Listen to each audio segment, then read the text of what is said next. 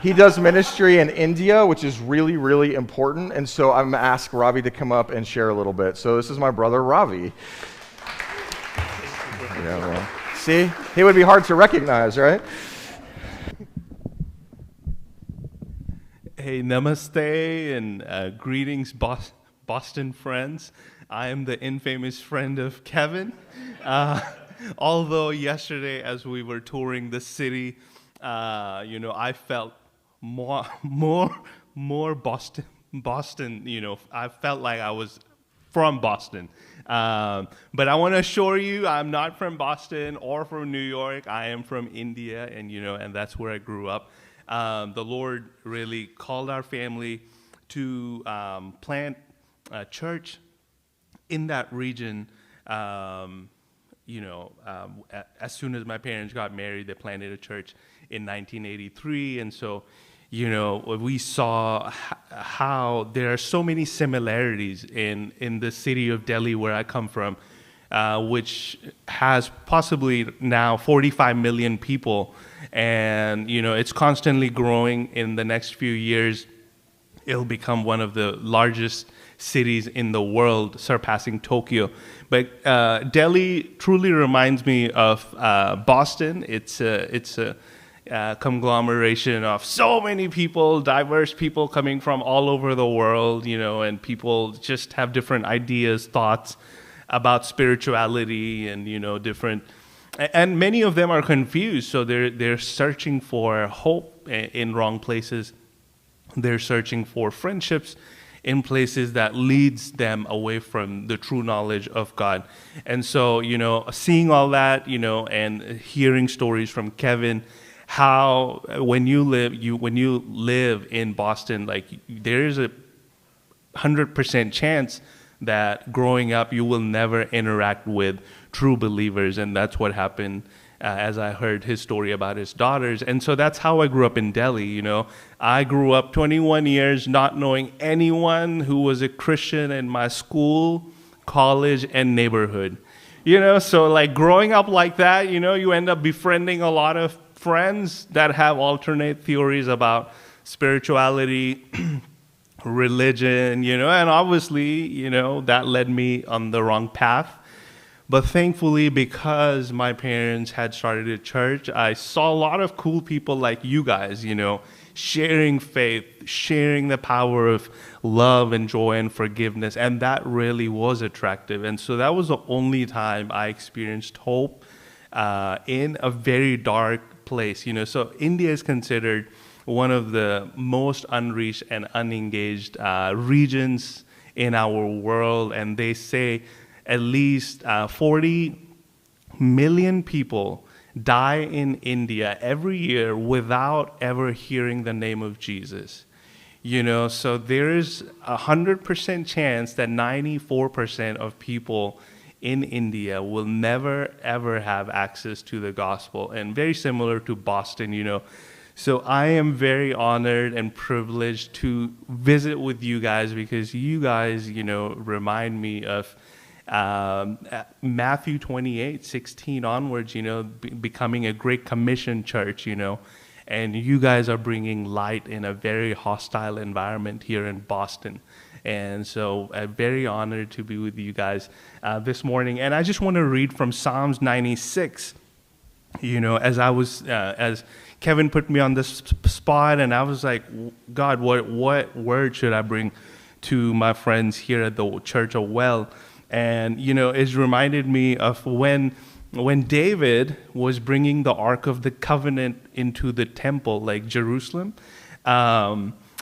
He sang this psalm as they were bringing the Ark of the Covenant into Jerusalem. And they were basically declaring that all the gods in their cities, the Egyptian gods, the Babylonian gods, that they were worthless. All the theories about spirituality, all the notions about identity, all the notions that took people away from the true knowledge of God and forced them into thoughts that were man-made. They were declaring that they're worthless. Those ideas are worthless. they have no wisdom, and this is how they worship God, proclaiming how He is the only true King above all gods. And this is what it says: "Oh, sing to the Lord a new song. Sing to the Lord, all the earth. Sing to the Lord, bless His name. Tell of His salvation from day to day. Declare His glory among the nations, His marvelous works among all the peoples. For great is the Lord and greatly to be praised. He is to be feared above all gods. For all the gods of the peoples are worthless idols.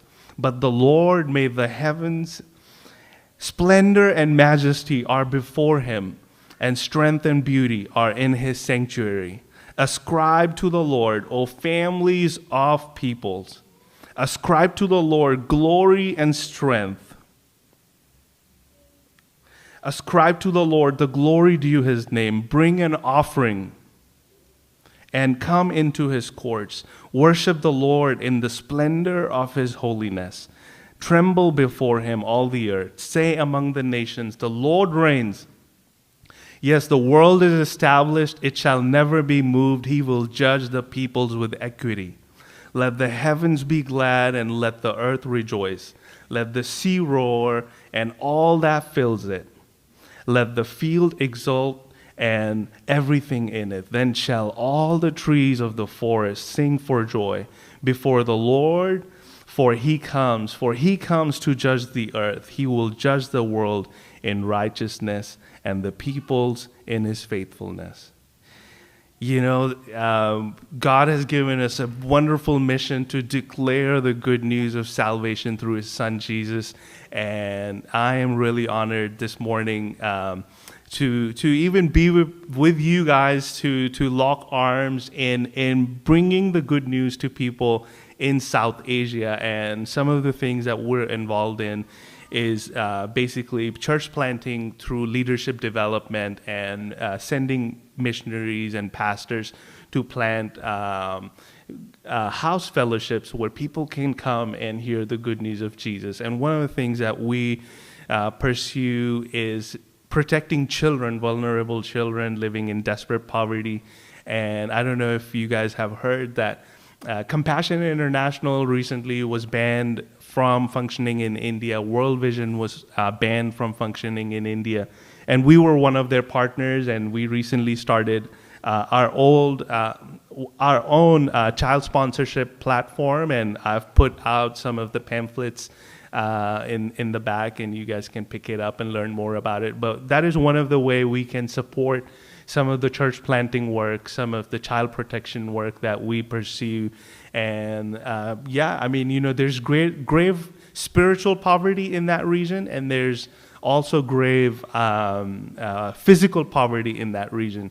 And so one of the things that we want to see happen is that church becoming an avenue of hope, bringing justice in a very hostile, dark region by protecting children, protecting them from human trafficking, protecting them from illiteracy, protecting them from malnutrition. And, one of the simplest ways that the church can lock arms to support some of the work that we're doing is just by, coming alongside children, sponsoring them, and writing them notes and letting them know they're loved, they're not forgotten, because Jesus goes outside, the gates, and He reaches out to those that are forgotten and those that are neglected. Thank you again, guys, for your time, and just very excited to be here with you guys this morning. Thank you, Kevin.